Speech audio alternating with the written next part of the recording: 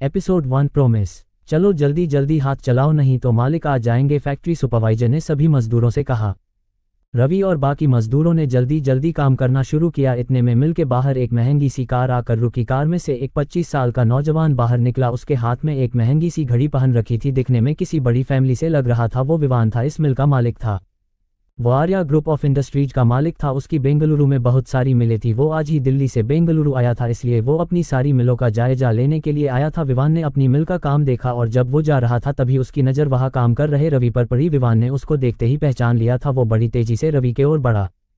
उसने उसको घूर कर देखा और कहा, क्यों रे भिखारी, तू यहाँ भी आ गया? ड्राइवर के अलावा भी ये साइड बिजनेस शुरू कर दिया। चलो कोई बात नहीं, मैं श्रेया को बोलकर तेरी सैलरी बढ़ा दूंगा। तू कब तक ऐसे हर बार भिखारी के तरह घूमता रहेगा? चल जा और आराम कर, नहीं तो कहीं मर जाएगा। तेरी मौत का इल्ज़ाम हमारे सिर आ जाएगा। ये बोलकर विवान जोर जोर से हंसने लगा। उसने रवि को धमकी देते हुए कहा, अगर तू आज के बाद मेरी मिल्स के आसपास भी दिखा तो तेरी टांगें तोड़ दूंगा। ये बोलकर विवान ने रवि के मुंह पर 500 का नोट फेंक दिया। रवि को इस टाइम बहुत गुस्सा आ रहा था, पर उसकी मजबूरी थी। उसके पास पैसे भी नहीं थे, इसलिए उसने 500 का नोट लिया और वहां से चला गया। उसने सोचा कि अगर उसके पापा आवादा नहीं होता तो मैं विवान को नंगा करके मारता। मिल के अंदर विवान ने सुपरवाइजर की ओर गुस्से से देखा और बोला, तुम ऐसे लोगों को काम पर क्यों रखते हो? सुपरवाइजर ने कांपते हुई आवाज में कहा, मालिक मैंने तो इसको एक मजदूर समझा था, मुझे नहीं पता था कि आप इसको जानते हो। विवान ने गुस्से से सुपरवाइजर के ओर देखा और वहां से चला गया।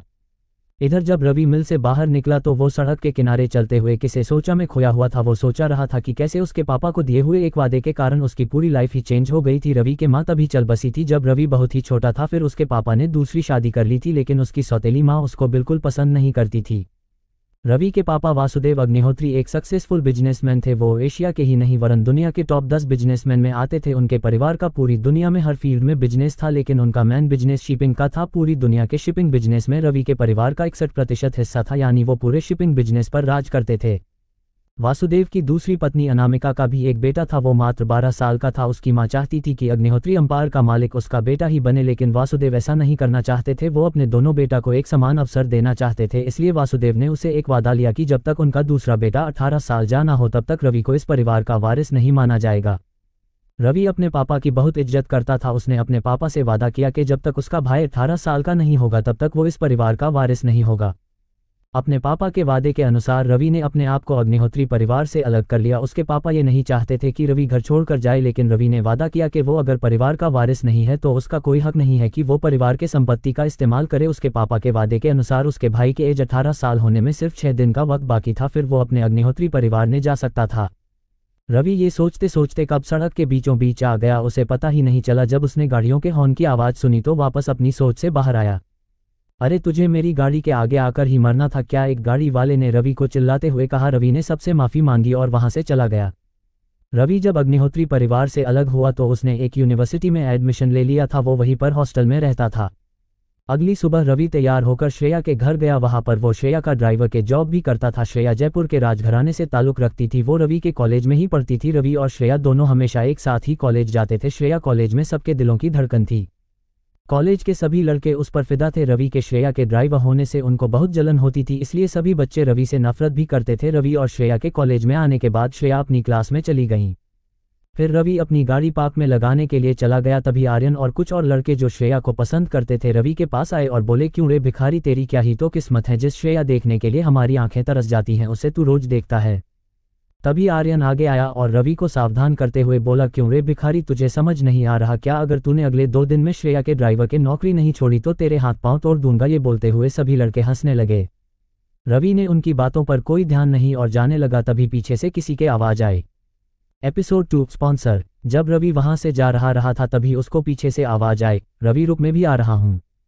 रवि ने बिना पीछे देखे पहचान लिया था कि वो निखिल था। कॉलेज में उसका सबसे अच्छा दोस्त रवि और निखिल में बहुत ही गहरी दोस्ती थी। निखिल कॉलेज के बाकी लड़कों के जैसा नहीं था। वो रवि के साथ बाकी लड़कों के जैसा ट्रीट नहीं करता था। रवि और निखिल दोनों एक ही रूम में रहते थे। रवि पीछे मुड़ा और निखिल को गुड मॉर्निंग बोला। फिर दोनों ही क्लास में चले गए। दोनों क्लास में जाकर सबसे पीछे वाली बेंच पर जाकर बैठ गए। रवि को क्लास में कोई भी पसंद नहीं करता था, इसलिए सभी लड़के और लड़कियां रवि के क्लास में आने से उसे बुली करना शुरू कर दिया, लेकिन इससे रवि कोई फर्क नहीं पड़ा। उसे इन सब तानों की आदत से हो गई थी, इसलिए उसने उन सब पर ध्यान नहीं दिया। क्लास में तभी प्रोफेसर आनंद आए। प्रोफेसर को देखकर अभी लड़के और लड़कियों चुप हो गई। प्रोफेसर आनंद ने सबको शांत करते हुए कहा, बच्चों, हमारे कॉलेज के नए सेशन शुरू हो चुके हैं, इसलिए कॉलेज प्रशासन ने ये तय किया है कि फर्स्ट ईयर के स्टूडेंट्स के लिए हम एक फ्रेशर पार्टी ऑर्गेनाइज करेंगे। ये सुनकर पूरी क्लास खुशी के मारे चिल्लाने लगी, पर उनकी यह खुशी ज़्यादा देर तक नहीं चली।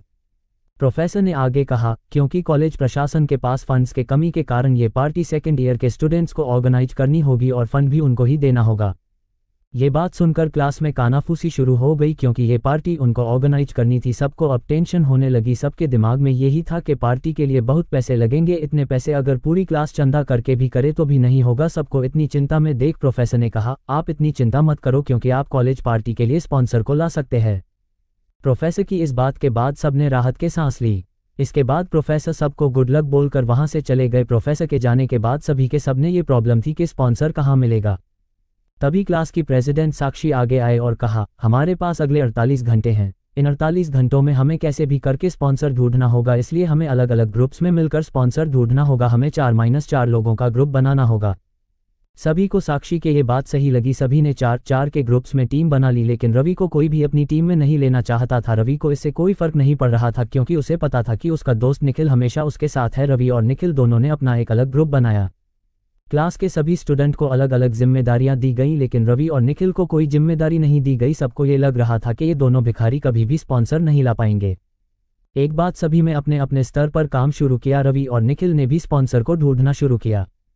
अगले दिन क्लास में जब सभी स्टूडेंट आए तो पता चला कि किसको कोई भी स्पॉन्सर नहीं मिला। 48 घंटों में से 24 घंटे बीत चुके थे, पर अभी तक कोई स्पॉन्सर नहीं मिला था। सभी के टेंशन का माहौल बन गया था। क्लास प्रेसिडेंट साक्षी ने सबको कहा, अगर हम 24 घंटों में स्पॉन्सर नहीं मिला तो पूरे कॉलेज के सामने हमारी बेइज्जती ही जाएगी।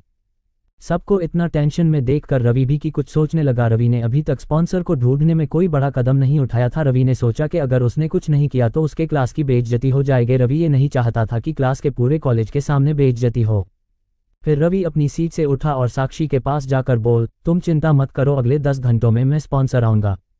रवि के ये बात सुनकर एक बार को सभी हैरान हो गए, पर अगले ही पल सभी जोर जोर से हंसने लगे। सभी को रवि की इस बात पर हंसी आ रही थी, लेकिन रवि ने बिना कुछ रिएक्ट किए साक्षी से कहा, अगले 10 घंटे में स्पॉन्सर तुम्हारे सामने होगा। रवि ने अपनी बातें बहुत से कॉन्फिडेंस से कही। रवि का कॉन्फिडेंस देखकर साक्षी को लगे शायद अब स्पॉन्सर मिल जाए। रवि को साक्षी के साथ बात करता देख आकाश को गुस्सा आ गया। वो साक्षी से प्यार करता था। उसे लगा रवि साक्षी को इम्प्रेस करने के लिए ये सब कर रहा है। उसने सोचा रवि को साक्षी के नज़रों में झुकाना होगा, नहीं तो शायद साक्षी रवि के बात मान ले। इसलिए आकाश अपनी सीट से खड़ा हुआ और रवि के सामने जाकर बोला, क्यों रे फटीचर, हम तुम पर विश्वास ही नहीं कर सकते। तेरे जैसे भिखारी से हमें कोई उम्मीद नहीं है, इसलिए तू हमें ये बात कैसे बोल सकता है कि तू अगले 10 घंटे में स्पॉन्सर ले आएगा। आकाश की ये बात सुनकर रवि का खून खौल उठा। रवि ने आकाश के तरफ अपनी उंगली उठाते हुए कहा, अगर मैंने अगले 10 घंटे में स्पॉन्सर ला दिया तो तुम क्या करोगे? रवि की बात सुनकर आकाश ने रवि का मजाक उड़ाते हुए उसे कहा, अच्छा अब तू मुझे चैलेंज कर रहा है, चल ठीक है, अगर तू अगले 10 घंटे में स्पॉन्सर ले आया तो मैं तेरे पैरों पर अपनी नाक रगड़कर तुझसे माफी मांगूंगा। आकाश के बात सुनकर रवि हल्का से मुस्करा उठा और फिर बोला, चल ठीक है, पर मुझे तेरी बात पर विश्वास नहीं है, अगर तूने अपना वादा तोड़ दिया तो। रवि की बात सुनकर आकाश ने कहा, तुझे पता है कि पूरे कॉलेज में मैं अपनी दी हुई जुबान का पक्का माना जाता हूँ। सच में पूरे कॉलेज में आकाश अपनी पक्की जुबान के लिए जाना जाता था। वो अपना हर वादा पूरा करता था। रवि ने फिर आकाश से कहा, चल ठीक है, challenge accepted. Episode 3 where is Shreya. Ravi ने आकाश का चैलेंज एक्सेप्ट कर लिया था। रवि अपनी बात बहुत ही आत्मविश्वास से कह रहा था। रवि का इतना कॉन्फिडेंस देखकर आकाश एक बार के लिए तो डर गया था, लेकिन फिर अपने आप को ये सोचकर दिलासा दी कि रवि एक गरीब लड़का है। अगर क्लास में किसको भी स्पॉन्सर नहीं मिला तो इस गरीब को कहाँ से मिलेगा। क्लास पूरी होने के बाद रवि ने गाड़ी निकाली और श्रेया को पिक करने के लिए चला गया। जब रवि श्रेया की क्लास के बाहर पहुंचा तो वो वहां नहीं थी। उसकी दोस्तों ने रवि को बताया कि श्रेया तो कब की क्लास से निकल चुकी थी। रवि ने ये सुना तो वो कंफ्यूज हो गया। आज से पहले श्रेया कभी भी बिना बताए कहीं नहीं गई थी। रवि ने श्रेया को फोन लगाया पर उसका कॉल आउट ऑफ नेटवर्क आ रहा था। अब रवि को श्रेया की चिंता होने लगी थी। श्रेया की सुरक्षा की जिम्मेदारी भले ही उसकी नहीं थी, पर उसका ड्राइवर होने के नाते उसका ध्यान रखना उसकी जिम्मेदारी थी। जब काफी देर तक रवि को श्रेया का पता नहीं चला तो रवि ने कॉलेज से बाहर जाकर श्रेया को खोजना शुरू किया। काफी देर तक श्रेया का कोई पता नहीं चला था। अब रवि को लगा कि श्रेया के पापा को इसके बारे में बता देना चाहिए। रवि ने जैसे ही अपना फोन उठाया तभी सामने से श्रेया का फोन आ गया। रवि ने जल्दी से फोन उठाया और श्रेया से पूछा, तुम कहाँ हो? ऐसे बिना बताए कहाँ चली गई थी? फोन के उधर से कोई भी आवाज नहीं आ रही थी। रवि ने देखा कि फोन कट हो चुका था। रवि ने फिर से कॉल लगाया, लेकिन अब की बार फोन बंद बता रहा था। अब रवि को लगने लगा था कि पक्का श्रेया किसी मुसीबत में है। रवि ने फिर अपना फोन श्रेया के पापा को कॉल करने के लिए उठाया ही था कि इतने में सामने से किसी अनजान फोन से कॉल आया। फोन के उधर से एक भारी आवाज में एक आदमी बोला, मैं नहीं जानता कि तू कौन है और इसने तेरे को क्यों कॉल लगाया, लेकिन अगर तूने इसके बारे में पुलिस या किसी और को बताया भी तो इस लड़की की लाश मिलेगी। अगर इस लड़की के सलामती चाहता है तो मेरे दिए पते पर आ जा, और हाँ कोई भी होशियार नहीं, वरना सही नहीं होगा। इतना बोलकर उसने कॉल रख दिया। रवि ने जब ये सुना तो वो दंग रह गया, यानी सोचा आखिर श्रेया कहाँ है और वो आखिर कहाँ पर है। वो जब ये सोच ही रहा था कि इतने में उसके मोबाइल पर मैसेज आया। ये मैसेज उसको उस आदमी ने भेजा था, उसमें उसने एक एड्रेस भेजा था। रवि ने उस एड्रेस की देखा और सोचा कि पुलिस को इसके बारे में बता देना चाहिए, पर फिर उसे ख्याल आया कि अगर उन लोगों को इसके बारे में पता चला तो वो कहीं श्रेया को कोई नुकसान ना पहुंचा दे। ये सोचकर रवि ने पुलिस को फ़ोन नहीं करने का सोचा। रवि जल्दी ही दिए हुए एड्रेस पर पहुंच गया। उसने देखा कि ये कोई पुरानी फैक्ट्री थी। रवि इधर उधर देखते हुए श्रेया को पुकार रहा था, पर उसका कोई पता नहीं चला। तभी उसे कुछ आहट सुनाई दी। वो पीछे देख पाता, इतने में उसके चेहरे पर किसने काला कपड़ा डाल दिया। रवि को कुछ समझ नहीं आ रहा था कि क्या हो रहा था। कुछ देर बाद जब रवि के चेहरे पर से पर्दा हटाया तो उसमें अपने आप को एक चेयर से बंधा हुआ पाया। उसने देखा कि उसके पास ही श्रेया को भी बांधा हुआ है, वो बेहोश थी। रवि ने श्रेया को पुकार कर उठाने की कोशिश की, पर श्रेया नहीं उठी। तभी उस कमरे का दरवाजा खुला। अंधेर कमरे में जैसे ही दरवाजा खुला, एक तेज रोशनी कमरे में आई। रवि उस रोशनी में उस आदमी का चेहरा नहीं देख पा रहा था। वो आदमी धीरे धीरे रवि के पास आया। उस आदमी ने अपने चेहरे पर एक मास्क लगा रखा था। रवि उसको सही से नहीं देख पा रहा था, इसलिए रवि बोला, कौन हो तुम और हमें यहाँ क्यों लेकर आए हो। उस आदमी ने पहले तो कुछ नहीं बोला, फिर एक कुर्सी लेकर आया और रवि के सामने कुर्सी लगाकर बैठ गया। फिर बोला, तुम मुझे कभी नहीं जान पाओगे। मैं कौन हूँ, कहाँ से आया हूँ, ये जानना तुम्हारे लिए जरूरी नहीं है। रवि ये सुनकर बोला, तुम लोगों ने हमें किडनैप क्यों किया, क्या चाहते हो। रवि के बात सुनकर वो आदमी हंसने लगा और फिर बोला, मुझे तुम्हें किडनैप नहीं करना था, मैंने तो सिर्फ इस लड़की को किडनैप लिया था, लेकिन इस लड़की ने तुझे फ़ोन करके तुझे ही फंसा दिया। हमें डर था कि कहीं तुम पुलिस को फ़ोन न कर दो। ये बोलकर वो और जोर से हंसने लगा। रवि ने उस आदमी को जोर से चिल्लाते हुए कहा, तुम मुझसे बच नहीं सकते। अगर एक बार तुझे पता चला ना कि मैं कौन हूं, तो अपने आप मेरे पैरों पर गिरकर मुझे माफ़ी मांगेगा। उस आदमी ने जब ये बात सुनी तो वो जोर जोर से हंसने लगा। फिर वो बोला, तू तो एक कॉलेज का स्टूडेंट है, तू भला मेरा क्या बिगाड़ लेगा, तेरे जैसे बहुत देखे हैं मैंने। अगर अपनी सलामती चाहता है तो मैं जैसा बोलूँ वैसा ही करना। रवि ने उसकी तरफ देखा और हंसते हुए बोला, अगर तुझे अपनी जान प्यारी है तो चुपचाप हमको छोड़ दे, वरना क्या कर लेगा तू मेरा। तुझे तो अभी बताता हूँ कि मैं कौन हूँ और मुझसे इस तरह बात करने का नतीजा क्या होता है। ये बोलकर वो अपनी कुर्सी से खड़ा हुआ और अपने आदमियों को आवाज़ लगाकर बुलाया और बोला, इसकी जबान बहुत तेज चल रही है, इसको बता दो कि हमसे जबान लड़ाने की कीमत के होती हैं। उस आदमी ने इतना कहा ही था कि सभी गुंडे रवि की ओर जाने लगे। रवि को कोई डर नहीं लग रहा था। ये देखकर उन गुंडों का बॉस थोड़ा डर गया था, पर फिर भी कुछ बोला नहीं। जैसे ही उसके आदमी रवि को मारने दौड़े तभी फैक्ट्री के दरवाजे के टूटने के आवाज़ आए। आखिर कौन आया था अभी। एपिसोड 4 सच। जैसे ही उस गुंडों ने रवि पर हमला करने की कोशिश की तभी किसने दरवाजा तोड़ दिया। जब गुंडों के लीडर ने देखा कि कोई दरवाजा तोड़कर अंदर आ गया था तो उसने अपने आदमियों को दरवाजे की तरफ जाकर उस आदमी को मारने के लिए कहा। जैसे ही सब गुंडे दरवाजे के तरफ उसको मारने के लिए गए तभी उस आदमी के पीछे से करीब 5 हटे कटे आदमी बाहर आए और उन गुंडों को अपने एक ही पंच से एक एक करके सभी गुंडों को ढेर कर दिया। जब उन गुंडों के बॉस ने ये सब देखा तो वो डर गया। डर के मारे उसके पसीने छूटने लगे। फिर उस आदमी ने पीछे मुड़कर देखा तो रवि हल्का हल्का मुस्कुरा रहा था। ये देखकर उस गुंडे को समझ आ गया था कि ये सब रवि के ही आदमी है। अब उसको और ज्यादा डर लगने लगा। उसे लगा कि अगर उसको अपनी जान बचानी है तो रवि के पैरों में गिरकर माफी मांग लेनी चाहिए। इतना सोचते ही वो रवि के पैरों में गिरकर रोते हुए बोला, सर मुझे माफ कर दो, मुझसे गलती हो गई, आगे से ऐसा कभी नहीं होगा। रवि ये देखकर हल्का सा मुस्करा दिया और उस गुंडे की तरफ देखने लगा। उस गुंडे ने देखा कि रवि उसकी तरफ देख रहा है तो उस समझने में देर नहीं लगी कि रवि क्या कहना चाहता है। वो जल्दी से खड़ा हुआ और उसने रवि को उस कुर्सी से खोल दिया और फिर वापस रवि के पैरों में गिर गया। रवि ने उसकी तरफ देखा और बोला, अगर तुम चाहते हो कि मैं तुम्हें माफ कर दूं तो तुम सच सच बताना होगा कि ये सब तुमने क्यों किया। रवि के बात सुनकर वो गुंडा चुप हो गया। वो सोचने लगा कि अगर उसने आज रवि को सच नहीं बताया तो रवि उसकी जान ले लेगा। उसे पता चल गया था कि रवि कोई बड़ा आदमी है और अगर उसने सब कुछ सही सही नहीं बता तो ना जाने उसके साथ क्या होगा। ये सोचते हुए वो बोला, सर मुझे ऐसा करने के लिए मिस्टर राहुल ने कहा था। रवि ने जैसे ही ये बात सुनी तो वो दंग रह गया, क्योंकि राहुल और कोई नहीं श्रेया के अंकल थे। रवि ने मन में सोचा कि राहुल अंकल ने ऐसा क्यों किया होगा। इतने में श्रेया को होश आ गया। रवि ने देखा कि श्रेया होश में आ गई है तो वो जल्दी से उसके पास गया और उसको पानी पिलाया और बोला, तुम ठीक हो। श्रेया ने हाँ में जवाब दिया और फिर जब उसने देखा कि वो गुंडा रवि के पैरों में गिरा हुआ है तो उसको थोड़ा अजीब लगा। उसने देखा कि उस गुंडे के सारे आदमी जमीन पर गिर हुए थे तो उसे और अजीब लगा। उसने रवि से पूछा, रवि ये सब क्या हुआ और इन सबको किसने मारा। रवि कुछ नहीं बोला। श्रेया ने जब फिर से देखा तो पता चला कि कुछ बॉडीगार्ड जैसे दिखने वाले आदमी दरवाजे पर खड़े हैं। उसको देखकर श्रेया को समझ में आ गया था कि ये सब उनका काम है। श्रेया को लगा कि ये सब उसके पापा के आदमी हैं जो उसको बचने आए हैं। रवि ने श्रेया को जाने के लिए कहा। जब श्रेया वहां से चली गई तो रवि ने फिर से उस गुंडे के तरफ देखा और उसका नाम पूछा। उस गुंडे ने अपना नाम अमन बताया। तुम आज और अभी ये शहर छोड़कर चले जाओ और यहाँ पर जो भी हुआ उसके बारे में किसको मत बताना, और न ही तुम राहुल अंकल से कोई बात करोगे, नहीं तो मैं क्या करेगा तुम अच्छे से जानते हो, रवि ने अमन से कहा। रवि के बात सुनकर अमन ने तुरंत हाँ कर दी और फिर पीछे के दरवाजे से उस फैक्ट्री से निकल गया। जब रवि उस फैक्ट्री से निकला तो देखा श्रेया उसका गाड़ी में इंतजार कर रही है। रवि ने तुरंत गाड़ी स्टार्ट की और श्रेया के घर की ओर बढ़ गया। पूरे रास्ते में एक अजीब से खामोशी थी। रवि ने खामोशी तोड़ते हुए बोला, तुम ठीक हो श्रेया? श्रेया ने जवाब में हाँ कहा। फिर श्रेया ने रवि से पूछा, वो गुंडा कौन था और मुझे किडनैप क्यों किया? रवि ने उसके जवाब में श्रेया से कहा, उसे कुछ नहीं पता। रवि ने श्रेया को उसके घर ड्रॉप किया और फिर अपनी हॉस्टल आ गया। रवि पूरे रास्ते यही सोच रहा था कि राहुल अंकल ने ऐसा क्यों किया, मुझे पूरी बात जाननी ही होगी। कहीं फिर से राहुल अंकल ने श्रेया को फिर से कुछ किया तो ये सोचते हुए परेशान हो रहा था। रवि जब अपनी हॉस्टल पहुंचा तो रवि ने देखा कि निखिल अभी भी जाग रहा था। तू अभी तक सोया नहीं की बात है, कहीं जीएफ से बात तो नहीं हो रही है? नॉटी बॉय, रवि ने निखिल को चिढ़ाते हुए कहा। रवि की बात सुनकर निखिल ने रवि से कहा, नहीं यार, हमारे नसीब में जीएफ कहा, मैं तो बस ये सोच रहा था कि 24 घंटे पूरे होने में अब सिर्फ 9 घंटे ही बाकी है। निखिल की बात सुनकर रवि ने थोड़ा कंफ्यूज होते हुए कहा, किसने 9 घंटे बचे हैं?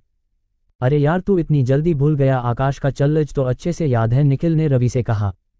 निखिल के बात सुनने के बाद रवि को समझ आया कि वो कॉलेज फ्रेशर पार्टी के स्पॉन्सर के बारे में बात कर रहा है।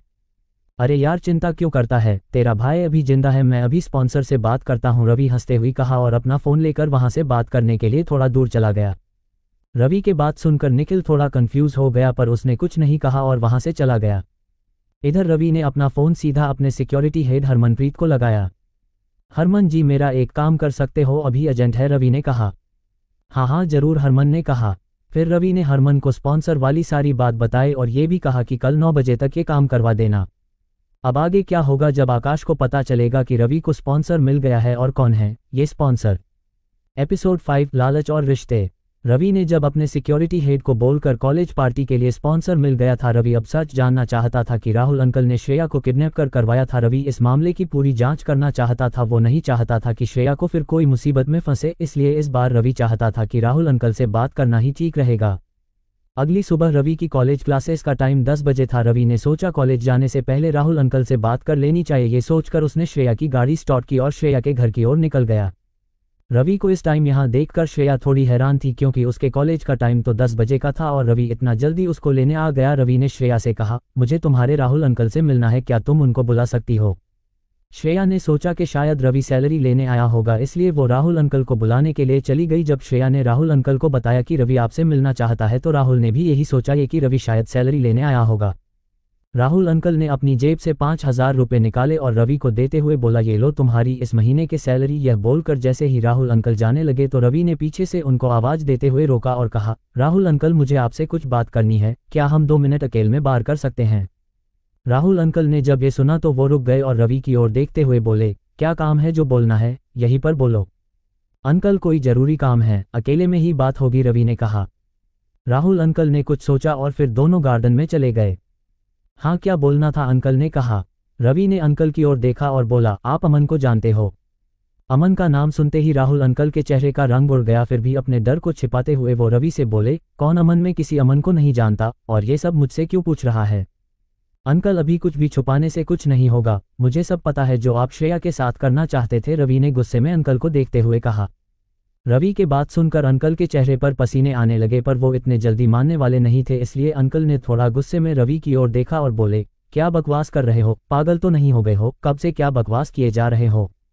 अमन अभी मेरे कब्जे में है, रवि बोला। रवि की ये बात सुनकर अंकल का गुस्सा डर में बदल गया।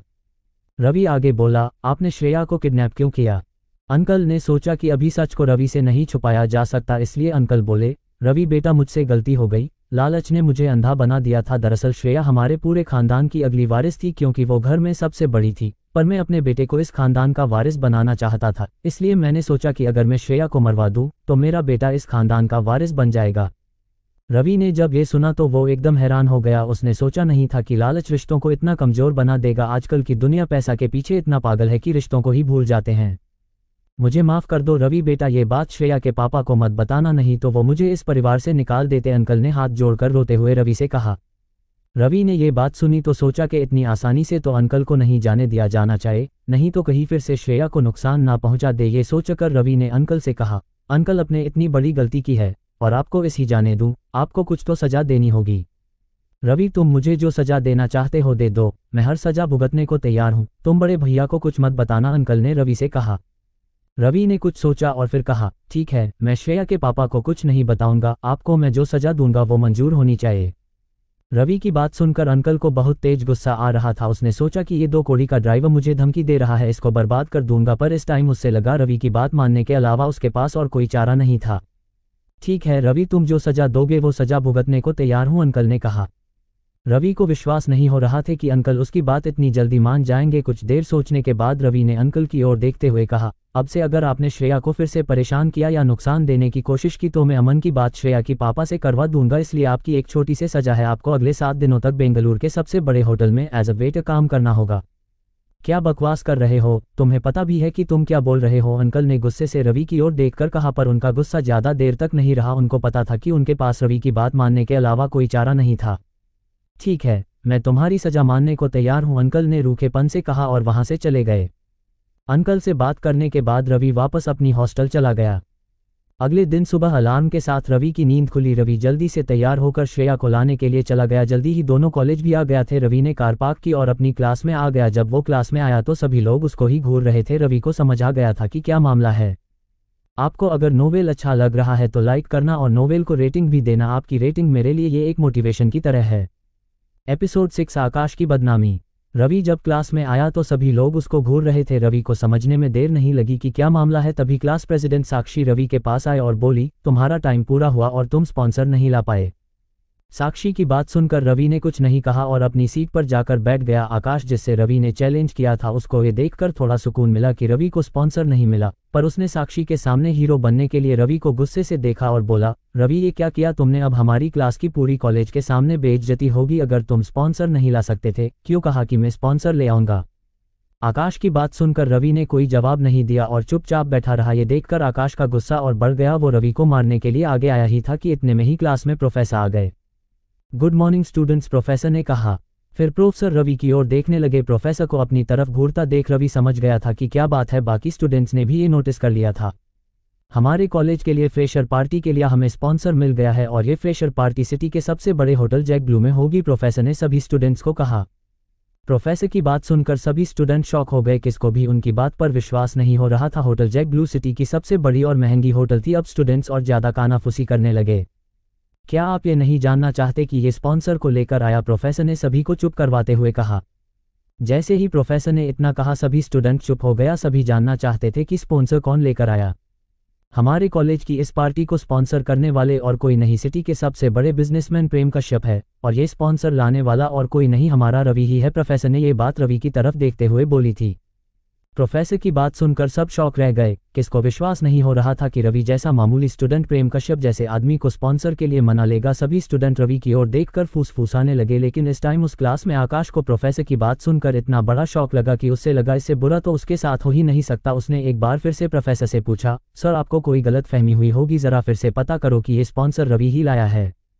क्या मतलब एच है तुम्हारा कि मुझे कुछ पता ही नहीं है, मैंने खुद प्रेम कश्यप से बात की है, ये स्पॉन्सर रवि ही लेकर आता है। इतना बोलकर प्रोफेसर क्लास से बाहर चले गए। प्रोफेसर के वहां से जाते ही सभी स्टूडेंट रवि को सावलिया नजरों ने देखने लगे। सभी ये जानना चाहते थे कि रवि ने ये कैसे किया, पर रवि ने उन सबकी किसी भी बात का जवाब नहीं दिया।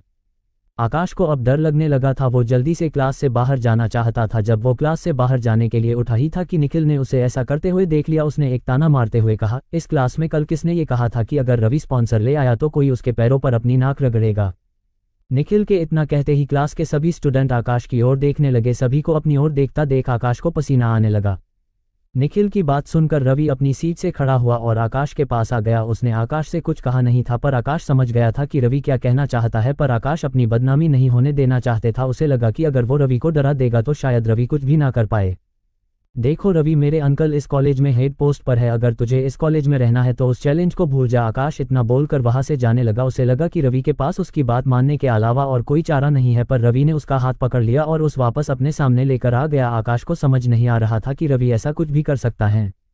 आकाश, तुम्हें पता है कि तुम्हारी इस कॉलेज में जबान की बहुत कीमत है, अगर कॉलेज में ये बात बाहर आ गए तो तुम्हारी पर कॉलेज में बदनामी होगी। इससे अच्छा ये होगा कि तुम अपना वादा पूरा करो, इससे तुम्हारी बदनामी सिर्फ इस क्लास में ही होगी। रवि ने ये बात आकाश को ऑर्डर देते हुए बोली थी। रवि की ये बात सुनकर आकाश का चेहरा पीला पड़ गया। उसे लगा कि रवि जो कहा रहा है वो सही है। उसे रवि पर गुस्सा भी आ रहा था। उसने अपने मन में ये ठान लिया था कि रवि से वो इस बात का बदला जरूर लेगा।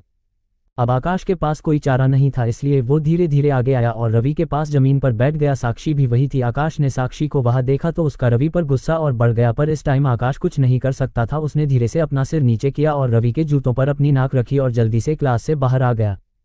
इस टाइम आकाश को रवि पर तेज गुस्सा आ रहा था। वो रवि से बदला लेना चाहता था। वो किसी भी हाल में रवि को ऐसे ही जाने देने वालों में से नहीं था। जब कॉलेज की क्लास पूरी हुई तो निखिल और रवि हॉस्टल में आ गए। निखिल को अभी तक समझ नहीं आ रहा था कि रवि ने ये सब कैसे किया। हॉस्टल आकर रवि से यही पूछा, निखिल तू भी ना इतने सवाल क्यों कर रहा है, हमें स्पॉन्सर मिल गया, बस उतने में ही खुश रहो। रवि ने कहा, नहीं तुझे बताना ही होगा कि तूने ये कैसे किया, अगर तूने नहीं बता तो। निखिल ने मुंह फुलाते हुए कहा। निखिल की बात सुनकर रवि को लगा कि इसे कुछ बहाना बनाकर मनाना ही होगा। रवि बोला, अरे यार तू तो बुरा मान गया, अच्छा ठीक है बताता हूँ। अरे प्रेम कश्यप का बेटा मेरा बचपन का दोस्त था। रवि की बात सुनकर निखिल को उस पर विश्वास नहीं हुआ, पर वो अब रवि से आगे कुछ नहीं पूछ पाया। एपिसोड 7 होटल में हंगामा। रवि ने निखिल को बताया कि वो प्रेम कश्यप के बेटे को जानता था, पर निखिल को उसकी बात पर विश्वास नहीं हो रहा था, पर वो कुछ और नहीं पूछ पाया इसके बारे में। अगले दिन कॉलेज की फ्रेशर पार्टी थी। कॉलेज के सभी स्टूडेंट को होटल जैक ब्लू में पार्टी दी गई थी। जब कॉलेज में सबको पता चला कि पार्टी जैक ब्लू होटल में होगी तो किसको भी विश्वास नहीं हो रहा था। इससे ज़्यादा उसको तब शौक लगा जब उनको पता चला कि ये पार्टी रवि के स्पॉन्सर की तरफ से है। होटल जैक ब्लू एक बहुत बड़ा होटल था। वहाँ पर सिटी के बड़े बड़े लोग खाना खाने आते थे। पूरे शहर में उससे बड़ा होटल नहीं था। सभी इस पार्टी के लिए बहुत एक्साइटेड थे। इधर आकाश अपने घर में बहुत ही गुस्से में था। उसने कॉलेज से आने के बाद बहुत ज़्यादा ड्रिंक कर लिया था। वो रवि से अपनी बेइज्जती का बदला लेना चाहता था। वो कैसे भी करके रवि को उसके किए की सजा देना चाहता था। वो रवि से उस पार्टी में ही बदला लेना चाहता था ताकि पूरे कॉलेज के सामने रवि की इंसल्ट कर सके। इधर रवि और निखिल भी कॉलेज पार्टी के लिए रेडी हो गए थे। रवि और निखिल दोनों श्रेया की गाड़ी में बैठे और श्रेया को लाने के लिए चले गए। दोनों ने फिर श्रेया को पिक किया और सीधे होटल जैक ब्लू आ गए। रवि और निखिल ने जैक ब्लू होटल के बारे में जितना सुना था वो तो उससे भी ज़्यादा बड़ी और लग्जरी थी। निखिल को रवि पर अभी भी विश्वास नहीं था कि रवि ने ये पार्टी स्पॉन्सर करवाए हैं। श्रेया भी विश्वास नहीं हो रहा था कि पार्टी इतने बड़े होटल में है। तीनों अपनी गाड़ी से उतरे और होटल के अंदर आ गए। पार्टी होटल के 3rd फ्लोर पर थी। तीनों लिफ्ट से ऊपर जा रहे थे। जब तीनों लिफ्ट से उतर रहे थे तभी रवि किसी से टकरा गया। सॉरी मुझसे गलती से लग गया, सॉरी मैडम, रवि ने उस लड़की से कहा। वो लड़की 25 साल के करीब की थी। वो दिखने में बहुत ने खूबसूरत थी। वो काफ़ी अमीर भी लग रही थी। डायमंड का नेकलेस पहने वो लड़की बहुत ही एटीट्यूड में लग रही थी। जब रवि उसे टकराया तो उस लड़की को गुस्सा आ गया। उसने रवि को खींचकर एक थप्पड़ लगा दिया। यो चीप, तुम्हारी हिम्मत कैसे हुई मुझसे टकराने के, बेशर्म भिखारी कहीं का, उस लड़की ने रवि को चिल्लाते हुए कहा। एक पल के लिए रवि को तो कुछ समझ भी नहीं आया कि क्या हुआ। उसने ये जानबूझकर तो नहीं किया था, फिर इतना गुस्सा क्यों। फिर भी रवि को लगा कि शायद ये लड़की थोड़ी गुस्से वाली होगी, इसलिए उसने दोबारा उस लड़की से माफ़ी मांग ली। ओ भिखारी, माफ़ी मांगने से कुछ नहीं होगा, तुम्हें इस होटल में आने किसने दिया, सिक्योरिटी लड़की चिल्लाते हुए बोली। उस लड़की की आवाज़ सुनकर सिक्योरिटी गार्ड आ गए। क्या हुआ मैडम, एक गार्ड ने कहा। तुम्हारी होटल की इतना नाम है फिर भी तुम ऐसे लोगों को अंदर कैसे आने देते हो। उस लड़की ने रवि को घिन भरी नज़रों से देखा। क्या हुआ मैडम, क्या किया इसने, एक गार्ड ने रवि को घूरते हुए कहा। ये लड़का मुझे टकराने के बहाने मुझे छेड़ने की कोशिश कर रहे था, लड़की ने रवि को घूरते हुए कहा। रवि और बाकी सभी लोग जो कि अब तक पार्टी हॉल में आ गए थे, जो कि सारे कॉलेज के स्टूडेंट ही थे। रवि ने जब ये सुना तो उसने सोचा कि मैंने तो ऐसा कुछ नहीं किया, ये जानबूझकर ऐसा क्यों कर रही है। कॉलेज के सभी लोग अब उस लड़की और रवि के बीच हो रहे इस हंगामे को ही देख रहे थे। रवि ने देखा कि अब मामला ज़्यादा ही हो रहा है तो उसने सफाई देते हुए कहा, मैडम आप क्या कर रही हैं, गलती से मैं आपसे टकरा गया था, उसमें आपको छेड़ने की बात कहाँ से आ गई। रवि की सपोर्ट करते हुए निखिल और श्रेया भी रवि की बेकसूर बताया, पर वो लड़की उन सब की कोई भी बात नहीं सुन रही थी।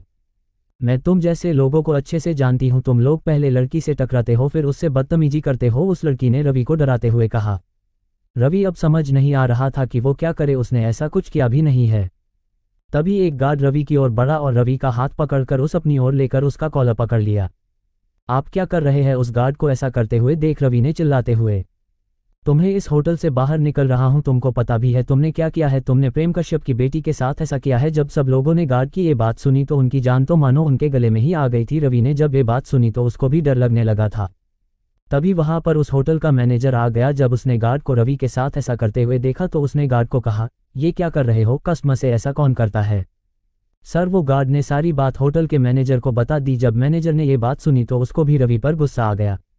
ये तूने क्या किया? तू जानता भी है तूने आरती मैडम से पंगा लिया है। अब देखना तेरा क्या हाल होता है। ये बोलकर वो रवि को उस रूम से बाहर ले गया। उसके पीछे पीछे वो गार्ड और आरती भी आ गई। इधर आकाश ने जब देखा कि रवि को मैनेजर वहां से ले गया तो वो बहुत खुशी रहा था। उससे लगा कि उसने बिना कुछ किए ही रवि से उसकी इंसल्ट का बदला ले लिया है। आज सबके सामने रवि की इंसल्ट ही गई थी। इधर रवि को मैनेजर ग्राउंड फ्लोर पर के आया था। रवि ने मैनेजर को समझाते हुए कहा, मैनेजर साहब मैंने ऐसा कुछ नहीं किया था और मैंने मैडम से माफ़ी भी मांग ली थी। पर मैनेजर उसकी एक नहीं सुन रहा था। उससे लग रहा था उसने अगर रवि को ऐसे ही जाने दिया तो शायद आरती ये सब अपने पापा प्रेम कश्यप को बता ना दे। ये उसके होटल के लिए बुरा हो सकता था। रवि को अब गुस्सा आने लगा था। उसने मैनेजर से अपना हाथ छुड़ा लिया और मैनेजर को घूरते हुए बोला, मैनेजर अब ये सब ज़्यादा ही हो रहा है। अगर तुमने मुझे अब हाथ भी लगाया तो मुझसे बुरा कोई नहीं होगा। मैनेजर ने रवि की बात सुनी और हंसते हुए बोला, अबे ओ तेरे जैसे से मुझे डर भी लगेगा। तूने क्या सोचा कि तू मुझे बोलेगा तो मैं डर जाएगा? इससे पहले मैं पुलिस को फ़ोन करूँ तू यहाँ से चला जा। रवि के लिए अब ये सब बर्दाश्त से बाहर हो रहा था। उसने मैनेजर को लास्ट वार्निंग दी और कहा, अगर अब तूने कुछ और बोला या मुझे हाथ भी लगाने की कोशिश की तो तेरा ये पूरा होटल और तुझे सड़क पर लेकर आ जाऊंगा। रवि की ये बात सुनकर उस मैनेजर को और गुस्सा आ गया। उसने रवि की कॉलर पकड़कर उस वही एक टेबल पर पटक दिया। रवि ने देखा कि मैनेजर ने उसे नीचे गिरा दिया तो अब उसके लिए हद से बाहर जा रहा था। इस बार रवि को भी गुस्सा आ गया। उसने अपना हाथ उठाया और उस मैनेजर की गाल पर जोर से खींचकर एक थप्पड़ लगा दिया। एपिसोड 8 प्रेम कश्यप का डर। रवि को जब मैनेजर ने एक टेबल पर गिरा दिया तो रवि को भी गुस्सा आ गया और रवि मैनेजर को एक थप्पड़ लगा दिया। जब मैनेजर को थप्पड़ लग तो उसका गाल लाल हो गया। रवि ने उसको बहुत तेज और खींचकर थप्पड़ लगाया था। मैनेजर इससे कुछ दूर जाकर गिर गया। जब आरती, जो प्रेम कश्यप की बेटी, ने देखा कि रवि ने मैनेजर को थप्पड़ लगा दिया था तो उसको तो विश्वास ही नहीं हुआ था। ये होटल उसके पापा का था और वो ये बर्दाश्त नहीं कर सकती थी। उसने अपने पापा को फ़ोन लगा दिया। जब उसने पापा को फ़ोन पर सारी बात बताई तो उसके पापा ने आरती से रवि के बारे में पूछा। दरअसल प्रेम कश्यप कभी भी किसको भी बिना उसके बैकग्राउंड को जाने या ऐसे ही किसको कुछ नहीं करता था। वो एक बहुत बड़ा आदमी था। वो कभी भी बिना छानबीन के कभी भी कोई कदम नहीं उठाता था। जब प्रेम कश्यप ने उसकी बेटी से रवि के बारे में पूछा तो उसकी बेटी को रवि के बारे में कुछ नहीं पता था। ओ भिखारी, तुम्हारा नाम क्या है? आरती ने रवि से पूछा। तुमको क्या करना है? मेरे नाम से क्या करोगी? मुझे गुंडों से पिटवाना चाहती हो? रवि ने मुस्कुराकर पूछा। जब प्रेम कश्यप ने रवि की आवाज़ सुनी तो उसको वो आवाज़ पहले कभी सुनी हुई लग रही थी। आरती, उससे उसका नाम अच्छे से पूछो। ये क्या बर्ताव है? प्रेम ने गुस्से से अपनी बेटी को कहा। आरती को समझ नहीं आ रहा था कि उसके पापा रवि का नाम जानकर क्या करेंगे और साथ में को उसके लिए अपनी बेटी को इस गुस्से डांट भी रहे हैं। आपका नाम क्या है? आरती ने इस बार रवि से अच्छे से पूछा था, पर उसके मन में रवि के लिए गुस्सा था। जैसे ही प्रेम कश्यप ने रवि का नाम सुना उसका तो दिमाग ही खराब हो गया। उसको याद आया कि एक दिन पहले ही उससे किसने रवि के बारे में बताया था और ये पार्टी को स्पॉन्सर करने को कहा था। आज रवि भी वहाँ था। जब प्रेम को ये पता चला तो उसके डर के मारे पसीने आने लगे। जब अपने पापा का कोई जवाब नहीं आया तो आरती को लगा उसके पापा ने फ़ोन रख दिया है, वो अभी आ रहे होंगे। ये सोचकर जैसे ही वो रवि को ये कहने के लिए मुड़ी, इतने में मैनेजर को अभी भी गिरा हुआ था। उसने रवि को मारने के लिए अपना हाथ उठाया पर रवि पीछे हो गया और वो फिर से आरती से टकरा गया और आरती का बैलेंस बिगड़ गया और वो नीचे गिर गई। इससे उसका फ़ोन भी टूट गया। जब रवि ने देखा कि आरती नीचे गिर गई है तो वो आरती को उठाने के लिए आगे बढ़ा पर आरती ने उसे अपने हाथ के इशारे से रोक दिया। इधर जब प्रेम कश्यप ने देखा कि उसके बेटी ने अपना फ़ोन रख दिया है तो उसने वापस फ़ोन लगाया पर फ़ोन बंद आ रहा था। प्रेम उसको सब बताना चाहता था। उसको लगा अब तो उसका काम खत्म। उसको अब डर लग रहा था। वो उसे बता देना चाहता था कि रवि के पैरों में गिरकर उससे माफ़ी मांगो, नहीं तो वो उसके पूरे परिवार को बर्बाद करने के ताकत रखता है। अपनी बेटी का फ़ोन ना लगता देख उसके पापा ने जल्दी ने अपने ड्राइवर को गाड़ी निकलने के लिए कहा। फिर दोनों होटल के लिए निकल गए। इधर जब मैनेजर ने देखा कि रवि ने आरती को फिर से नीचे गिरा दिया है तो उसको गुस्सा आ गया, पर वो रवि को अच्छा सबक सिखाना चाहता था। उसको ये मौका अच्छा लगा इसलिए उसने जल्दी ने पुलिस को फ़ोन लगा दिया। इधर जैसे ही रवि ने देखा कि मैनेजर ने पुलिस को फ़ोन लगा दिया तो एक पल के लिए वो भी डर गया। उसे डर इस बात का था कि कहीं आरती ने उस पर कोई गलत कैसे डाल दिया तो वो क्या करेगा। उसकी फैमिली भी उसकी हेल्प नहीं करेगी क्योंकि वो फैमिली पावर का इस तरह इस्तेमाल नहीं कर सकता जब तक वादा पूरा ना ही जाए। रवि ये सब सोच ही रहा था कि इतने में होटल के बाहर 2-3 पुलिस के गाड़ियां आ गई। जैसे ही मैनेजर ने देखा कि पुलिस आ गई है तो वो जल्दी से पुलिस के पास गया और उनको रवि के खिलाफ भड़काने लगा। वो रवि पर गलत गलत इल्जाम लगा रहा था। आरती भी उसका साथ दे रही थी। पुलिस ने जब सारी बात सुनी तो उसको भी गुस्सा आ गया। पुलिस वाला जानता था कि आरती कौन है। उसको लगा कि अगर आरती को नाराज किया तो प्रेम कश्यप को नाराज किया, इसलिए वो रवि की ओर बढ़े। जैसे ही वो रवि की कॉलर पकड़ने ही वाले थे इतने में पीछे से आवाज आई, इंस्पेक्टर वही रोक जाओ, अगर एक और कदम भी आगे बढ़ाया तो देखना तुम्हारे साथ क्या होगा। जब इंस्पेक्टर ने पीछे मुड़कर देखा तो वो शॉक्ड रह गया। पीछे प्रेम कश्यप ही खड़े थे, पर इंस्पेक्टर को समझ नहीं आ रहा था कि प्रेम कश्यप ने उसको रुकने के लिए क्यों कहा था। शायद उसको लगा वो इस मामले को खुद निपटाना चाहते थे, इसलिए पुलिस वाला वहां से पीछे हट गया। जब पुलिस वाला पीछे हटा तो प्रेम कश्यप रवि के और बढ़ा और उसको कुछ कहने ही वाला था कि रवि ने उसको कुछ इशारा किया। प्रेम सब समझ गया। उसको पता था कि रवि अपनी पहचान किसको नहीं बताना चाहता था, नहीं तो प्रेम कश्यप अभी रवि को यंग मास्टर बोलने ही वाले थे। जब प्रेम कश्यप ने देखा कि रवि के चेहरे पर खून आ रहा है तो उसका लगा अब तो उसकी होटल तो गया, साथ ही उसकी बेटी के साथ कुछ भी ही सकता है। वो इस पूरी बात को आगे नहीं बढ़ने देना चाहता था। रवि पर किसने हाथ उठाया था? प्रेम ने वहां पर खड़े लोगों के ओर देखते हुए कहा। जब मैनेजर ने सुना कि प्रेम उसके बारे में ही पूछ रहे हैं तो उसको लगा वो मैनेजर को रिवार्ड देने वाले हैं क्योंकि उसने उसकी बेटी का सपोर्ट किया है। सर ये मैंने किया था, मैनेजर ने मुस्कुराते हुए प्रेम से कहा। जब प्रेम ने देखा कि मैनेजर ये बात बोलते हुए हंस रहा था तो उसका दिमाग और खराब हो गया। अगले ही पल पूरे हॉल में चांटों की आवाज आने लगी। प्रेम ने मैनेजर को थप्पड़ लगाने शुरू कर दिया। जब मैनेजर ने देखा कि प्रेम उसको थप्पड़ लगाए जा रहे थे तो वो रोने लगा। जब आरती ने देखा कि उसके पापा रवि के बजाय मैनेजर को मार रहे तो उसको कुछ समझ नहीं आया। पापा आप ये क्या कर रहे हो? आप इस भिखारी के लिए अपने मैनेजर को मार रहे हो, आरती ने चिल्लाते हुए पापा से कहा। जब प्रेम ने अपनी बेटी की बात सुनी तो उसे लगा कि अब उसके परिवार को कोई नहीं बचा सकता। अगर रवि को गुस्सा आ गया तो कुछ भी हो सकता था। तभी फिर से हॉल में चांटों की फिर से आवाज आने लगी। इस बार चांटे आरती के गाल पर पड़े थे। आरती को एक पल के लिए तो कुछ समझ नहीं आया। उसके पापा उसको भी कभी थप्पड़ मार सकते हैं, वो अपने पापा की सबसे लाडली बेटी थी। इधर प्रेम भी आरती को थप्पड़ नहीं मारना चाहता था, पर उसकी भी मजबूरी थी। वो अपनी बेटी के लिए रवि को नाराज नहीं करना चाहता था। एपिसोड 9 रवि का सच। जब प्रेम कश्यप ने अपनी बेटी के मुंह से रवि के बारे में गलत सुना तो उसे लगा कि अब तो उसको और उसकी बेटी को कोई नहीं बचा सकता, इसलिए उसने अपनी बेटी को थप्पड़ लगा दिया। जब आरती ने देखा कि उसके पापा ने उसको थप्पड़ लगा दिया तो एक बार तो उसको भी विश्वास नहीं हुआ। फिर उसने चिल्लाते हुए अपने पापा को कहा, पापा आपको हो क्या गया तो है? आप इस आदमी के लिए अपनी बेटी पर हाथ उठाया है, आपने सच में ऐसा किया है, वो भी इस भिखारी के लिए? जब प्रेम कश्यप ने देखा कि अब रवि को और गुस्सा आया तो कुछ भी हो सकता था, वो अपनी बेटी को कैसे भी चुप करवाना चाहता था। उसने अपनी बेटी का हाथ पकड़ा और उसे रवि और बाकी लोगों से दूर ले गया। तुम जानती भी हो जिससे तुम इस तरह बात कर रही हो वो कौन है? वो रवि अग्निहोत्री है, अग्निहोत्री एंड कंपनी का होने वाला वारिस, प्रेम ने अपनी बेटी को बताया। जब आरती ने ये सुना तो उसको भी चक्कर आने लगे, पर वो ये भी नहीं जानती थी कि अग्निहोत्री परिवार की ताकत कितनी है। जब उसके पापा ने उसको अग्निहोत्री परिवार के बारे में बताया कि वो कश्यप फैमिली को कभी भी बर्बाद कर सकता है तो आरती का तो दिल ही बैठ गया। उसे समझ नहीं आ रहा था कि क्या किया जाए। अब उसे लगा कि रवि के पैरों में गिरकर उससे माफी मांगनी चाहिए। उसने आप देखा ना ताव झट से रवि के पैरों में गिरकर रोने लगी और माफी मांगने लगी। जब होटल के स्टाफ और वहां के लोगों ने देखा कि होटल के मालिक की बेटी एक गरीब से दिखने वाले आदमी के पैरों में गिरकर माफी मांग रही है तो उनको कुछ समझ नहीं आया। सर मुझे माफ कर दो प्लीज सर, मुझसे गलती हो गई, आरती ने लगभग रोते हुए कहा। रवि अब होटल में कोई इश्यू नहीं बनाना चाहता था, इसलिए उसने आरती को माफ कर दिया, पर वो मैनेजर की ओर बढ़ा और उसने मैनेजर को वहां से उठाया और प्रेम को कहा, आप अब इसके साथ क्या करेंगे ये मैं आप पर निर्भर करता है, मुझे अब कोई नया इश्यू नहीं चाहिए और पुलिस को भी यहाँ से जाने को बोलो। प्रेम ने पुलिस को वहां से जाने के लिए बोल दिया, पर प्रेम कश्यप रवि को नाराज नहीं कर सकता था। वो इस छोटी से गलती के कारण रवि से अपने रिश्ते नहीं बिगड़ना चाहता था, वो रवि को अपनी तरफ करना चाहता था। वो रवि के पास गया और उससे बोला, सर आपने हमें माफ तो कर दिया है, पर मैं और मेरी बेटी इस माफी के लायक नहीं थे, इसलिए मैं आपको के गिफ्ट देना चाहता हूँ, प्लीज मना मत करना। रवि कोई गिफ्ट नहीं लेना चाहता था, पर प्रेम के इतने रिक्वेस्ट पर वो मान गया। प्रेम ने अपना फ़ोन निकाला और अपने अकाउंटेंट को फ़ोन किया। कुछ ही देर में उसका अकाउंटेंट वहां आ गया। उसने कुछ पेपर्स प्रेम को दिए और बोला, सर ये इस होटल के पेपर्स है, अब से ये होटल मैंने आपके नाम कर दिया है।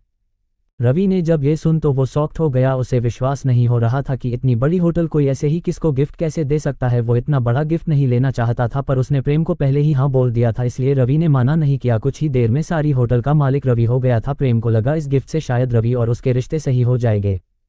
जल्दी ये पूरा मामला सही हो गया। सब लोग अपने अपने काम में लग गए। रवि अब वापस जाना चाहता रहा, पर उसे लगा अब पार्टी में जाने का कोई फायदा नहीं है। वो पार्किंग में गया और श्रेया की गाड़ी में जाकर बैठ गया और श्रेया और निखिल का इंतजार करने लगा। जब पार्टी खत्म हो गई तो श्रेया और निखिल जब अपनी गाड़ी की ओर आए तो देखा कि रवि पहले से वहां पर मौजूद था। दोनों को कुछ समझ नहीं आया कि रवि यहाँ कैसे, पर वो रवि को इस बारे में बात करके परेशान नहीं करना चाहते थे। जब रवि ने गाड़ी स्टार्ट के और वहां से निकलने ही वाला था कि इतने में गाड़ी के सामने आकाश और उसके दोस्त आ गए। रवि को समझ आ गया था कि वो वहां पर उसका मजाक उड़ाने आए थे। आकाश रवि के गाड़ी के पास आया और उसका मजाक उड़ाते हुए बोला, क्यों रवि, आज तो तेरी खूब पिटाई हुई होगी, तुझे गार्ड ने बहुत मारा भी होगा, बेचारा अपनी स्पॉन्सर्ड पार्टी में खुद के बेइज्जती करवा ली। ये बोलकर वो सभी लोग हंसने लगे। रवि उसने बहस नहीं करना चाहता था। रवि चाहता तो वो आकाश को वही गार्ड ने इस होटल से बाहर निकलवा सकता था। वो होटल उसका जो हो चुका था। रवि जैसे ही वहां से गाड़ी लेकर निकलने वाला था, इतने में ही पीछे से एक आवाज आई, सर रुकिए। ये आवाज आरती की थी। वो रवि से फिर से माफी मांगना चाहती थी। वो रवि के पास आए और बोली, सर आज की गलतफहमी के लिए मुझे माफ कर दीजिए, आप मुझे माफ कर देंगे तो मुझे फिर कोई गिल्ट नहीं रहेगा। रवि अभी उससे ज्यादा कोई बात नहीं करना चाहता था। वो नहीं चाहता था कि आरती उसके दोस्तों के सामने उसके बारे में कुछ और भी कहे, इसलिए उसने आरती को माफ कर दिया और गाड़ी लेकर वहां से निकल गया। जब आकाश ने देखा कि प्रेम कश्यप की बेटी रवि से माफी मांग रही थी तो उसे विश्वास नहीं हुआ। वो आरती के पास गया और बोला, आरती जी आपकी कोई गलतफहमी हुई होगी, रवि तो हमारे कॉलेज में पढ़ने वाला एक फटीचर है, आप उसको सर बोल रही है और माफी भी मांग रही है। प्रेम कश्यप की बेटी को ये सब शोभा नहीं देता। आकाश की बात सुनकर आरती ने अपने मन में सोचा कि अगर इसको रवि का सच पता चला तो इसकी क्या हालत होगी। ये तो गया, उसको सच का पता ना हो तो ही अच्छा है। तुमसे मतलब मैं उनको सॉरी बोलूं या सर एक बात सुन लो, अगर आगे से तुम लोगों ने रवि सर को परेशान किया तो देख लेना, मुझसे बुरा कोई नहीं होगा। आरती ने इतना कहा और आकाश के गाल पर एक थप्पड़ लगा। वहां चली गई। आकाश को विश्वास नहीं हुआ कि आरती उसे रवि के लिए थप्पड़ मार देगी। अब उसे रवि पर और भी गुस्सा आ रहा था। आरती अब सोच रही थी कि अगर रवि से उसकी दोस्ती हो गई और उसने रवि से शादी कर ली तो उसकी तो लाइफ सेट ही जाएगी। वो रवि से अपनी बात आगे बढ़ाने के बारे में सोच रही थी। ये उसके और उसके परिवार के लिए एक अच्छा मौका था अग्निहोत्री परिवार से अपने रिश्ते और मजबूत करने का। एपिसोड 10 तमाशा। रवि जब होटल से निकला तो आरती ने उससे दोस्ती करने का प्लान बना रही थी। इधर जब रवि श्रेया को अपने घर छोड़कर रवि और निखिल हॉस्टल आ गए। निखिल को अब भी समझ नहीं आ रहा था कि रवि होटल वाली सिचुएशन से बाहर कैसे आया। प्रेम कश्यप की बेटी उसे सर क्यों कह रही थी। निखिल ने जब रवि से पूछा तो रवि ने उसे लंबी कहानी है ऐसा बोलकर टाल दिया। निखिल अब रवि से और कुछ नहीं पूछ पाया। अगले दिन जब रवि श्रेया को लेने के लिए उसके घर गया तो पता चला कि श्रेया आज कॉलेज नहीं जाने वाली है। रवि अकेला ही कॉलेज के लिए निकल गया। जब रवि कॉलेज के लिए जा ही रहा था कि रवि ने सड़क के किनारे कुछ भीड़ देखी। रवि ने जब जाकर देखा तो एक आदमी एक लड़की और एक महिला को परेशान कर रहे थे और बाकी लोग सड़क पर उनकी वीडियो बना रहे थे। रवि ने देखा कि वो लड़की करीब 20 साल की थी और महिला देखने में उसकी मां लग रही थी। वो लड़की बहुत खूबसूरत भी थी। रवि तो उसको एक बार के लिए देखता ही रह गया। तभी वो आदमी चिल्लाते हुए बोला, तुम माँ बेटी को समझ नहीं आ रहा कि तुमने दोनों ने मेरी इतनी महंगी गाड़ी को तुम्हारी इस स्कूटी से स्क्रैच लगा दिया है। ये गाड़ी कितनी महंगी है, मुझे इसके 1 लाख रुपए दो, नहीं तो मैं तुम दोनों को यहाँ से नहीं जाने दूंगा। तभी वो लड़की बोली, देखिए इसमें हमारी कोई गलती नहीं है, आपकी गाड़ी हमारी स्कूटी से आकर टकरा गई थी और आप हमसे पैसे मांग रहे हो। आप जानती भी है ये गाड़ी किसकी है, अगर इस गाड़ी के मालिक को पता चला तो वो आपके साथ क्या करेंगे आप सोच भी नहीं सकते हैं। उस आदमी ने गुस्से से उन दोनों को देखते हुए कहा। रवि उस लड़की को देखकर कुछ अजीब से फील कर रहा था। वो उस लड़की के साहस से बहुत प्रभावित हो गया था। रवि उसे इस मुसीबत से बचाना चाहता था पर कैसे उसे भी समझ नहीं आ रहा था। तभी उस आदमी ने किसको फ़ोन लगा दिया और बोला, मैडम किसने आपकी गाड़ी को डैमेज कर दिया है और वो पैसे देने से भी मना कर रही है। मैंने उनको आपके बारे में भी बताया फिर भी वो पैसे नहीं दे रही है। उधर से आवाज़ आई, तुम अभी कहाँ हो, मैंने बोला था ना कि 10 मिनट में गाड़ी लेकर आओ। मैडम मैं अभी पार्लर के आगे ही हूँ, आप आ जाए, मैं गेट के बाहर के हूँ, उस आदमी ने कहा। वो आदमी देखने में उसका ड्राइवर था। तभी वो लड़की खड़ी हुई और बोली, मुझे किसी से डर नहीं लगता, बोला तो अपनी मैडम को हमारी कोई गलती ही नहीं है तो हम क्यों दे पैसे। लड़की ने इतना कहा ही था कि पीछे से किसने उसके गाल पर एक थप्पड़ लगा दिया। वो और कोई नहीं उस गाड़ी के मालिक थी। वो फिर से उस लड़की को थप्पड़ मारने ही वाली थी कि इतने में किसने उसका हाथ पकड़ लिया। वो और कोई नहीं रवि ही था। आप अपनी लिमिट क्रॉस कर रही है मैडम, एक तो आपके ड्राइवर के गलती के कारण इनको इतना परेशानी हुई और आप इनको डरा कर पैसे भी लेना चाहती हो। रवि ने गुस्से से उस महिला को कहा, तुम कौन हो हम दोनों के बीच में बोलने वाले, तुम्हें पता भी है मैं कौन हूँ और तुम जैसे भिखारी को जानने की जरूरत भी नहीं है। उसने रवि को घूरते हुए कहा, मुझे आपको जानने की कोई जरूरत नहीं है, आप जो भी हो मुझे कोई फर्क नहीं पड़ता, पर आप ऐसे ही किसको परेशान नहीं कर सकते, रवि ने उस महिला से कहा। इधर जब उस महिला और लड़की जो थप्पड़ खाने के बाद नीचे गिर गई थी उसने देखा कि रवि उस अमीर महिला से उनके लिए पंगा ले रहा था। रवि ने उस अमीर महिला से जोर से बोलते हुए कहा, आप चाहे कोई भी हो आप अपनी हद में रहो, आप अमीर हो उसका मतलब किसको भी परेशान करोगी। वो अमीर महिला रवि की आंखें देखकर ही डर गई थी। वो उसे सबक तो सीखना चाहती थी पर वो अब कुछ नहीं कर सकती थी। वो अपनी गाड़ी में बैठकर वहां से चली गई, पर उसने अपने मन में रवि से बदला लेने का सोच लिया था। जब वो महिला वहां से चली गई तो रवि ने उस लड़की की मां को वहां से उठाया। उसने रवि को थैंक यू कहा, उस लड़की ने भी रवि को थैंक यू कहा। रवि उसके लिए अपने दिल में फीलिंग्स महसूस कर रहा था जो उसने आज से पहले किसी भी लड़की के लिए महसूस नहीं की थी। वो आज भी सिग्नल था, वो प्यार जैसी चीजों पर विश्वास नहीं करता था, पर उस लड़की को देखकर रवि को कुछ अलग सा लगा। रवि ने उनकी स्कूटी की सही किया और वहां से कॉलेज के लिए निकल गया। रवि जल्दी से अपनी क्लास में गया। वो आज उस तमाशे की वजह से काफ़ी लेट भी हो गया था। रवि जल्दी से अपनी सीट पर जाकर बैठ गया। तभी क्लास में प्रिंसिपल आए, उनके साथ कोई था। रवि ने जब उसको देखा तो उसको लगा उसने उसे कहीं देखा है। वो दिखने में इतनी खूबसूरत थी कि रवि तो उसकी ओर देखते ही रह गया। वो वही लड़की थी जिसको रवि ने सड़क पर हेल्प की थी। रवि ने उसे अब जाकर गौर से देखा था। सच में वो बहुत खूबसूरत थी। वो काफ़ी सिंपल कपड़ों में भी बहुत जच रही थी। रवि उसकी इसी बात पर उस पर फिदा हो गया था। ये क्लास में न्यू स्टूडेंट है, इनका नाम है मोनिका, प्रिंसिपल ने सबको बताया। ये बोलकर प्रिंसिपल वहां से चले गए। रवि अभी भी उसकी ओर देख रहा था। जब मोनिका ने देखा कि सभी स्टूडेंट उसकी घूर रहे हैं तो वो थोड़ी अनकंफर्टेबल हो गई थी, पर जब उसने देखा कि रवि भी वहां पर है तो वो खुश हो गई थी। रवि उसको अपनी तरफ आता देख डर गया था। हेलो, मुझे पहचाना? मैं मोनिका, आज ही मिले थे हम, उस लड़की ने रवि की ओर देखते हुए कहा। रवि ने भी हमें अपना सिर हिला दिया। वो तो मोनिका को देखकर ही पागल सा हो गया था। रवि से आज से पहले ऐसा कभी भी किसी भी लड़की के लिए फील नहीं किया था। तो आज से हम फ्रेंड्स, मोनिका ने कहा। हाँ जरूर, रवि ने कहा। जब क्लास के बाकी लड़कों ने रवि को मोनिका से बात करते और उससे हाथ मिलते हुए देखा तो वो बहुत ही जेल्स फील कर रहे थे। मोनिका भी अपनी सीट पर जाकर बैठ गई। अब आगे क्या होगा? क्या रवि और मोनिका की जोड़ी बन पाएगी? क्या होगा जब रवि को उसके भाई के 18 बर्थडे के बारे में पता चलेगा? जानने के लिए सुनते रहिए अगला एपिसोड सिर्फ और सिर्फ वीके नॉवल स्टोरी 2.0 पर।